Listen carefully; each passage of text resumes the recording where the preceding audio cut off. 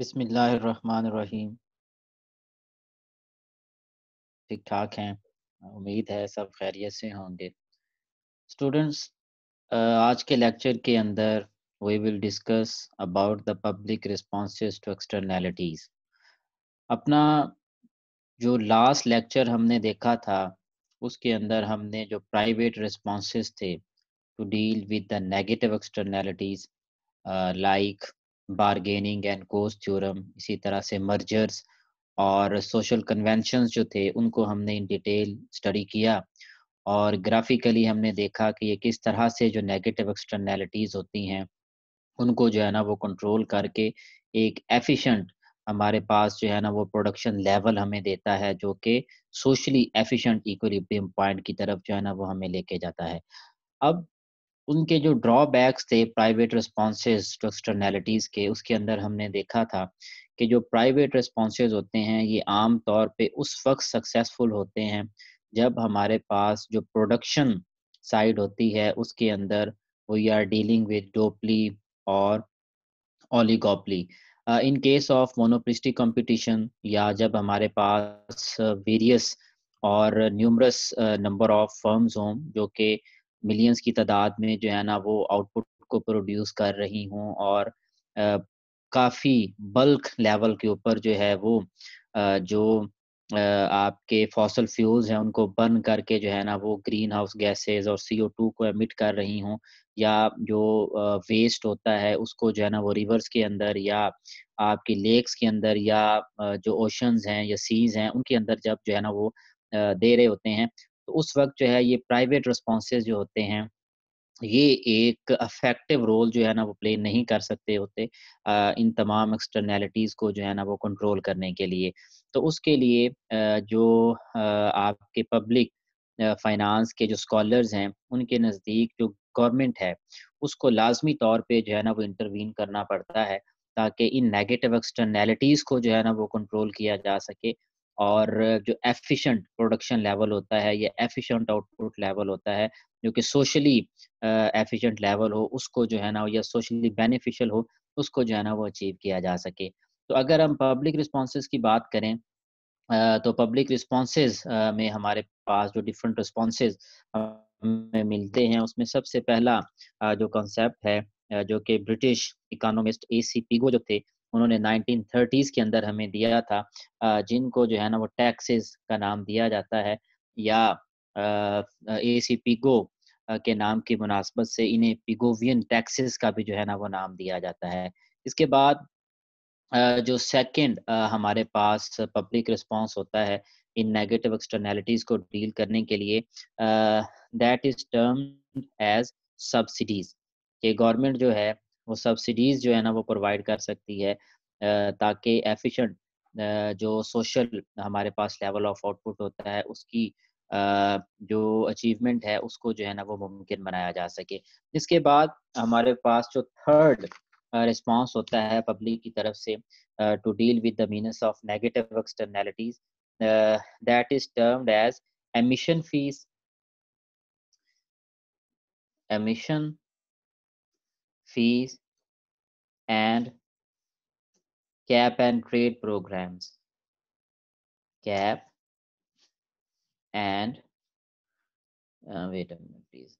Cap and trade programmes. तो ये हमारे पास 3 फंडामेंटल जो है ना वो रिस्पॉन्सेज़ होते हैं पब्लिक की तरफ से, गवर्नमेंट की तरफ से, इन नेगेटिव एक्सटर्नैलिटीज़ को जो है ना वो ख़त्म करने के लिए, या इन नेगेटिव एक्सटर्नैलिटीज़ को जो है ना वो डील करने के लिए। अब इसमें आज के इस लेक्चर के अंदर हम जो पहला रिस्पॉन्स होगा गवर्नमेंट का, जिनको टैक्सेस का जो है ना वो नाम दिया जाता है, उसको डिस्कस करेंगे कि कैसे जो टैक्सेस होते हैं, वो इन नेगेटिव एक्सटर्नैलिटीज़ को कंट्रोल करने में और एक socially efficient level of output जो है वो देने के लिए एक की रोल जो है ना वो प्ले करती हैं। अब जैसे मैंने पहले बताया कि ये जो टैक्स का एक कॉन्सेप्ट है, this was suggested by the British economist AC Pigo in 1930s. He said that there is a need to levy a tax on the polluter that makes up for the fact that some of his inputs are priced too low. This tax is termed as Pigovian tax. अब इसे Pigou कहते हैं कि आपका जो producer होता है, चूँकि वो सिर्फ़ अपने जो फैक्टर्स ऑफ प्रोडक्शन होते हैं या जो रॉ मटेरियल होता है, वो जो परचेज़ कर रहा होता है, सिर्फ़ उसी की जो है ना वो प्राइस पे करता है, जबकि वो जो हार्मफुल कंट्रीब्यूशन दे रहा होता है एनवायरनमेंट के अंदर, या जो डैमेजेस दे रहा होता है एनवायरनमेंट में due to the emission of greenhouse gases and due to the emission of CO2, उसकी जो कॉस्ट है वो बियर नहीं करता। तो जो एसी पिग्गो हैं, उन्होंने कहा था कि जिस तरह से एक हमारे पास जो प्रोड्यूसर होता है, ये ज़रा समझिएगा प्लीज़, कि जिस तरह हमारे पास एक प्रोड्यूसर होता है, we know that there are 4 factors of production, land है, लेबर है, इसी तरह से कैपिटल है। जबकि एंटरप्रेन्योर वी नो दैट कि वो इन बाकी 3 फैक्टर्स ऑफ प्रोडक्शन को जो है ना वो इकट्ठा करता है और प्रोडक्शन प्रोसेस जो है ना वो देता है, that is not directly engaged in the production process.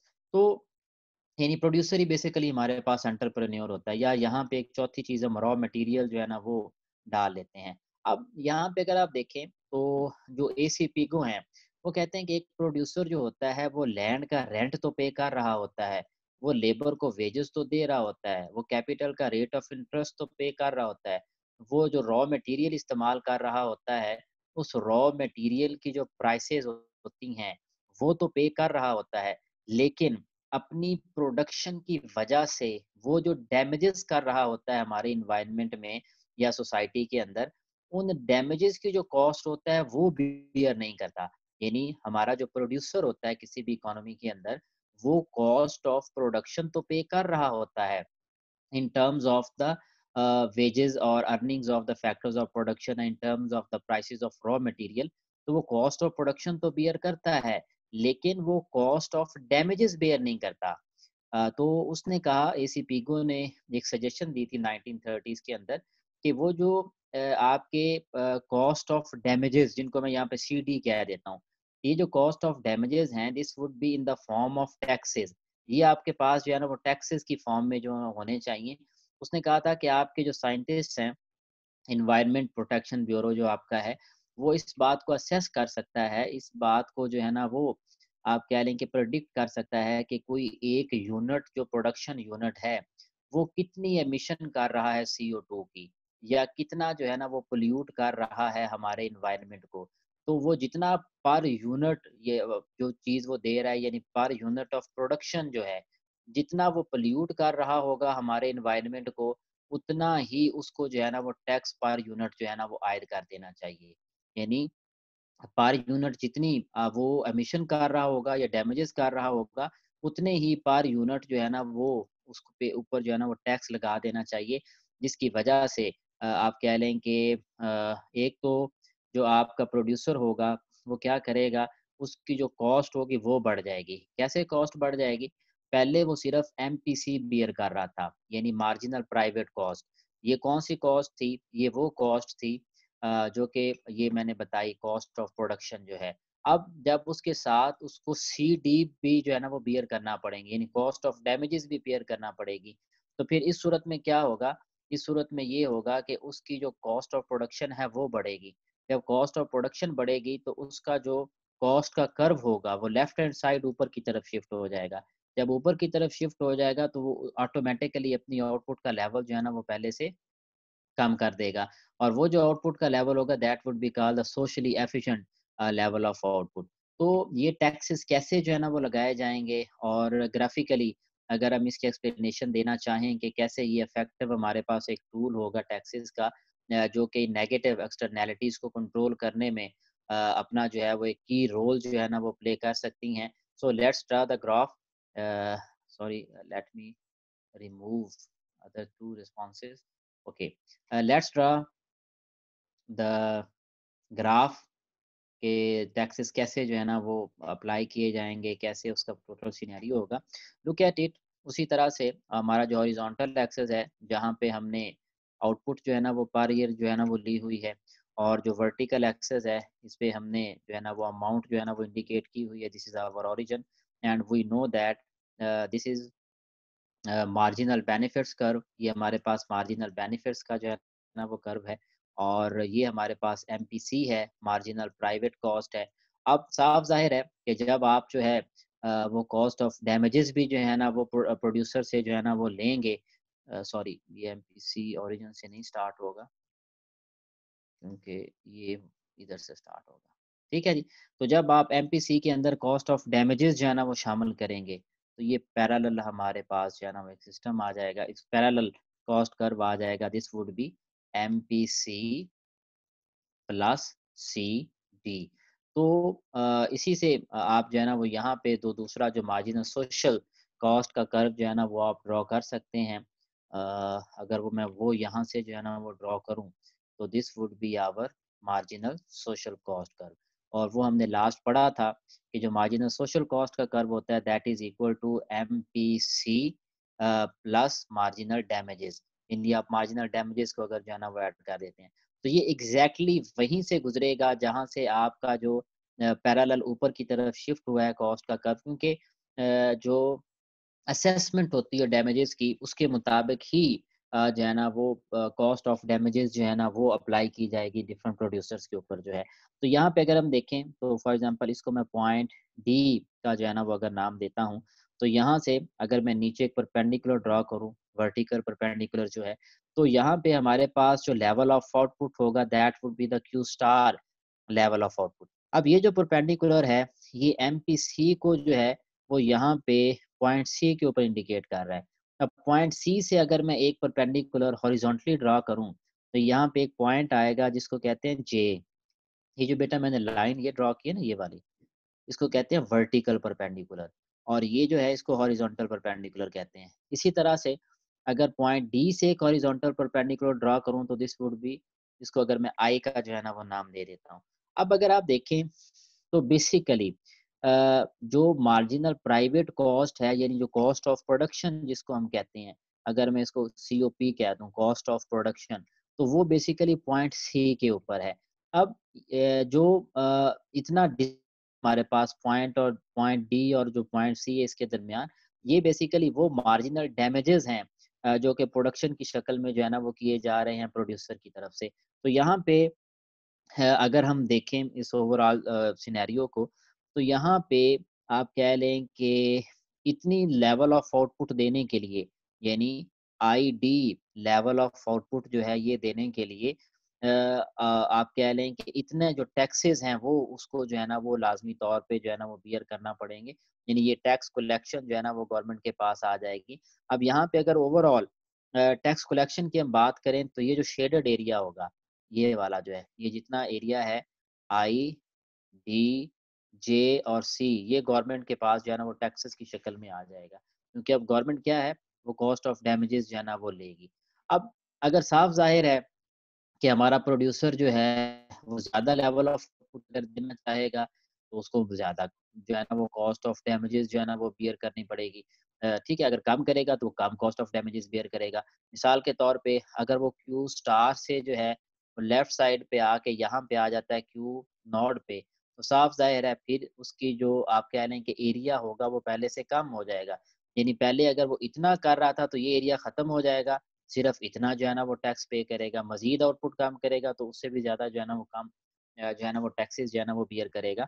तो जो टैक्स कलेक्शन है वो कितनी होगी? आईडीजेसी एरिया के बराबर होगी, या दूसरे लफ्ज़ों में आप कह सकते हैं कि आईडी मल्टीप्लाइड बाय डीसी जो है ये आपको टैक्स जो है ना वो प्रोड्यूसर को जो है ना वो लाज़मी तौर पे करना पड़ेगा। क्योंकि आईडी जो है यहाँ पे ये हमारे पास टोटल आउटपुट का लेवल है जो वो प्रोड्यूस कर रहा है, और जो हमारे पास डीसी है, वर्टिकल डिस्टेंस डीसी ये वाला जो है, ये बेसिकली हमारे पास टैक्स है जो कि अप्लाई किया जाएगा। तो जब इस टैक्स को प्रोडक्शन के साथ हम मल्टीप्लाई करेंगे, मिसाल के तौर पे टैक्स है 5 चीज़ें 100 प्रोड्यूस की जा रही हैं, तो 500 जो है दैट वुड बी टैक्स जो कि कलेक्शन जो है ना वो गवर्नमेंट की तरफ से जो है ना वो की जाएगी। लेकिन जो पिगोवियन टैक्स है, अब साफ ज़ाहिर है कि अगर हम वही मिसाल लें जो हम पीछे जो है ना वो बार्ट और लीज़ा की जो है ना वो एक एग्ज़ाम्पल ले रहे थे, तो उसमें हमने कहा था कि जो बार्ट है ये बेसिकली पोल्यूट कर रहा है रिवर वाटर को, और दूसरी तरफ जो लीज़ा है वो उसकी लाइवलीहुड जो है वो फिश प्रोडक्शन के साथ जो है ना वो लिंक्ड है, और बार्ट की जो प्रोडक्शन है वो लीज़ा की जो आउटपुट है उसको जो है ना वो फेड कर रही है। तो बेसिकली वो जो टैक्स अप्लाई किया जाएगा वो बार्ट के ऊपर अप्लाई किया जाएगा। अब यहाँ पे जो एक सबसे बड़ा क्वेश्चन अराइज़ होता है, एक सबसे बड़ा सवाल जो इस एफिशिएंसी के ऊपर जो है ना वो उठता है, वो ये उठता है कि ये अगर आपने लीज़ा जो है उसको प्रोटेक्ट किया है, या लीज़ा की जो एफिशिएंसी है उसको आपने बढ़ाया है, तो उसकी वजह से हुआ क्या है कि आपने बार्ट को भी तो अफ़ेक्ट किया है ना। यानी जितनी आपने लीज़ा की प्रोडक्शन को बढ़ाया है, उतना ही आपने बार्ट की प्रोडक्शन को कम कर दिया है। फिर उसका सोशली तो बेनिफिट कोई ना हुआ हमें। यानी एक बंदे को आप बेटर ऑफ कर रहे हो, दूसरे बंदे को जो है ना वो वर्स ऑफ किया जा रहा है। तो ये एक हमारे पास जो है ना वो एक क्वेश्चन मार्क आ जाता है पिगोवियन टैक्सेस के ऊपर, जो कि इससे क्रिटिसिज्म हमें जो है ना वो हम लिख सकते हैं। अब यहाँ पे एक और जो क्रिटिसिज्म इसके ऊपर होता है वो ये होता है कि जो आपके मोबाइल व्हीकल्स होते हैं, जैसे गाड़ियाँ हैं, बसें हैं, तो ये क्या करते हैं, ये बहुत आपके जो एमिशन होती है जीएचजी की या डिफरेंट गैसेज़ की जो है ना वो बहुत ज़्यादा कर रही होती हैं। तो साहब उन पे जो है ना वो टैक्स किस तरह से अप्लाई किया जाएगा? अब साफ ज़ाहिर है कि जितनी एक ऑटोमोबाइल व्हीकल जो है वो जितने माइलेज ज़्यादा चलेगी, जितने मील ज़्यादा चलेगी, उतनी ही उसकी एमिशन ज़्यादा होगी, उतना ही वो ज़्यादा डैमेजेज़ जो है ना वो कर रही होगी। क्योंकि एमिशन ज़्यादा है तो CO2 जो है वो ज़्यादा कंसंट्रेट होगी एनवायरनमेंट के अंदर, ग्रीन हाउस गैसेज़ वो ज़्यादा प्रोड्यूस होंगी, जिसकी वजह से जो मार्जिनल डैमेजेज़ होंगे वो बढ़ेंगे। लेकिन ये सिर्फ़ आपकी माइलेज पे डिपेंड नहीं करता। अब इसमें देखें कि एक आपका लाहौर सिटी है, ठीक है जी? और दूसरी तरफ आप आ जाएँ जी कमालिया सिटी के अंदर, ठीक है जी। अब लाहौर सिटी की अगर हम बात करें तो साफ ज़ाहिर है कि लाहौर में जो आपके पास रश होता है ऑटो व्हीकल्स का, वो कमालिया की निस्बत कम है। तो साफ ज़ाहिर है कि अगर लाहौर में 1 किलोमीटर चले और कमालिया में 3 किलोमीटर चले, तो जो यहाँ पे आपकी एमिशन होगी ना, क्योंकि वहाँ पे रश बहुत ज़्यादा होता है, तो वहाँ पे जो CO2 की और ग्रीन हाउस गैसेज़ की एमिशन होगी, वो बहुत ज़्यादा होगी, कमालिया में बहुत कम होगी। क्योंकि इसमें यहाँ पे जो है ना वो आपका जो लेवल होता है एयर क्वालिटी इंडेक्स का वो इतना ज़्यादा वर्स्ट जो है ना वो नहीं होता। इसी तरह से बाज़ हमारे पास टाइमिंग्स ऐसे होती हैं जहाँ पे जिस वक़्त आपकी जो एमिशन होती है या रश जो है वो हमें ज़्यादा देखने को मिलता है। लाइक सुबह आप अगर 9 बजे तक की जो है ना वो मिसाल लें, early early in the morning 9 बजे, और इसी तरह से शाम 4 बजे। यानी जब लोग ऑफ़िस को जा रहे होते हैं और जब ऑफ़िस से वापस आ रहे होते हैं, तो उस वक़्त जो है ना वो बहुत ज़्यादा आपके CO2 की एमिशन होती है। तो टैक्स कैसे लगाएँ? टैक्स जो है वो माइलेज के हिसाब से लगाएँ, टैक्स जो है वो सिटी के हिसाब से लगाएँ, या टैक्स जो है वो पीक टाइम्स के हिसाब से लगाएँ। तो ये एक बहुत बड़ा क्वेश्चन मार्क है Pigovian taxes as a public response to externalities के ऊपर, कि टैक्सेस जो है ना वो अप्लाई जो है ना वो किस तरह से जो है ना वो किए जाएँ। तो ये आपका जो है ना वो एक किस्म का क्रिटिसिज़्म जो है ना वो इसके ऊपर जो है ना वो आ जाता है। लेकिन यहाँ पे एक और चीज़ जो हमें देखने को मिलती है, वो ये है कि वो जो टैक्स कलेक्शन होगी हमारे पास, जो कि हम by imposing damages cost in terms of taxes वसूल करेंगे डिफरेंट फर्म से, उसको एनवायरनमेंट प्रोटेक्शन के जो आपके काम होंगे, या जो एनवायरनमेंट फ्रेंडली जो हमारे पास एक्टिविटीज़ होती हैं, उसके ऊपर जो है ना वो खर्च किया जाएगा, ताकि जो एनवायरनमेंटल डिग्रेडेशन है या जो एयर क्वालिटी इंडेक्स जो है ना वो कम हो रहा है या वर्सन हो रहा है, उसको जो है ना वो कंट्रोल किया जा सके। तो ये था हमारा आज का लेक्चर, जिसके अंदर हमने टैक्सेस और या दूसरे लफ्ज़ों में जो पिगोवियन टैक्सेस हैं, उनका जो है ना वो इफ़ेक्ट देखा कि कैसे वो नेगेटिव एक्सटर्नैलिटीज़ जो होती हैं प्रोडक्शन लेवल के ऊपर उनको कंट्रोल करने में, या कंज़म्पशन लेवल के ऊपर उनको कंट्रोल करने में अपना एक रोल जो है ना वो प्ले कर सकती हैं। या आप यूँ कह लें कि उसके क्रिटिसिज़्म को भी जो है ना वो हमने डिस्कस किया। अ, इसको पढ़िएगा, बुक आपके पास मौजूद है। टेड गेयर और हार्वे एस रोज़न की जो पब्लिक फाइनेंस है, उसका आई थिंक एक्सटर्नैलिटीज़ वाला चैप्टर 5 हम कर रहे हैं। तो अगर इसमें कोई प्रॉब्लम आपको हुई या कोई क्वेश्चन आप पूछना चाहें तो आप पूछ सकते हैं। While this is end of our today's lecture, wish you best of luck. अल्लाह हाफ़िज़।